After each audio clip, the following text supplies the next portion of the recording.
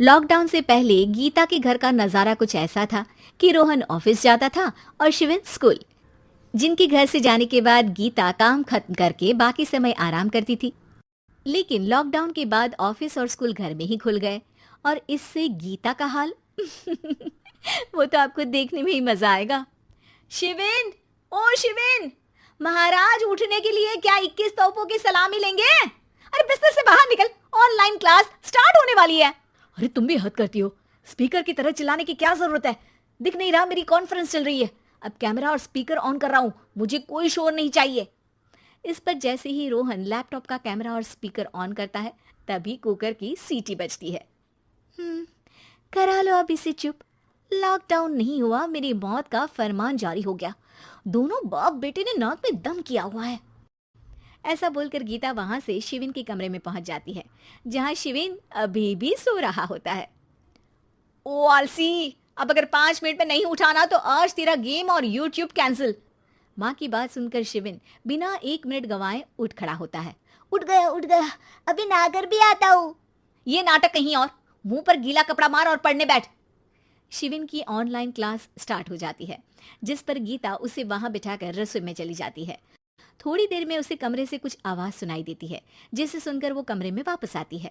हाय राम, तुझे class attend करने के लिए बोला था, कैमरा ऑफ करके बिस्तर पर नाचने के लिए नहीं बोला था। मम्मी मुझे कुछ समझ नहीं आ रहा, आप बाद में पढ़ा देना ना, वैसे भी अटेंडेंस तो लगी गई है। हाँ हाँ बेटा, जरूर बन जा। तू अभी से हम सबका बाप बन जा। अरे नहीं मतलब कहाँ से लाते हो इतना दिमाग, और पढ़ाई करते हुए ये चला कहाँ जाता है? नाइस क्वेश्चन, दिमाग से पूछकर बता दूंगा। शिविन की बातों से परेशान होकर गीता उसे मारने के लिए जैसे ही आगे बढ़ती है तभी वो कमरे से बाहर भाग जाता है। अब शिविन आगे आगे और गीता हाथ में चप्पल पकड़े उसके पीछे पीछे पूरे घर में दोनों घूम रहे होते हैं। इसी बीच वो रोहन के पास पहुंच जाता है और शिविन को मारने वाली चप्पल रोहन के लैपटॉप पर जाकर गिरती है। ओए माँ! मम्मी, अब पापा को चप्पल मार रही हो? वो आज तक के रिपोर्टर, चुपचाप जाकर क्लास अटेंड कर ले, नहीं तो अगली तेरे पीछे लगेगी। इस पर शिविन वहां से चला जाता है, जिसके बाद रोहन गीता से कहता है, इस सर्कस के लिए कुछ बोलना चाहोगी? अरे क्या करूं, जब से तुम दोनों घर में रहने लगे हो, घर अपने आप ही सर्कस बन गया है और मैं तुम्हारी नौकर। कभी बेटी को संभालो तो कभी बाप के नखरे उठाओ।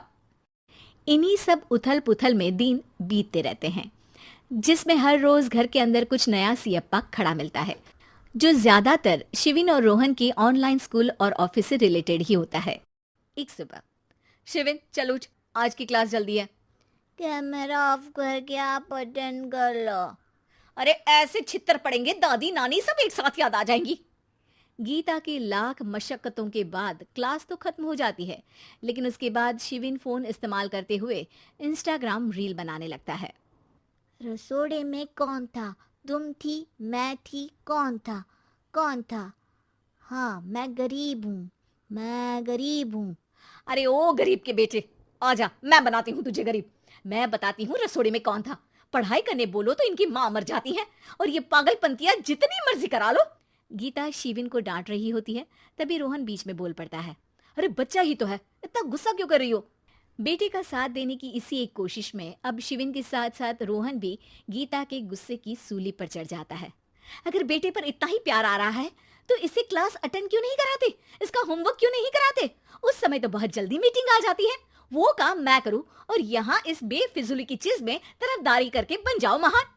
हे भगवान, कोई तो इनके ऑफिस और स्कूल खुलवाओ, मैं इन्हें और घर में नहीं सह सकती। अरे कुछ और मांग लेती, क्योंकि तुम्हारी ये विश इस साल तो पूरी होने से रही, कोरोना। हाय नास बेटे ने जिंदगी ही बर्बाद कर दी। खाए कोई पचाए कोई, कल मुझे चुन चुन कर सबको मेरी बद्दुआ लगेगी। उन्होंने दुनिया का और इन बाप बेटे दोनों ने मेरा जीना मुश्किल कर दिया। गीता वहां से चली जाती है, जिसके बाद रोहन शिविन से कहता है, अरे तुम्हारी मम्मी इतनी भड़की हुई क्यों है?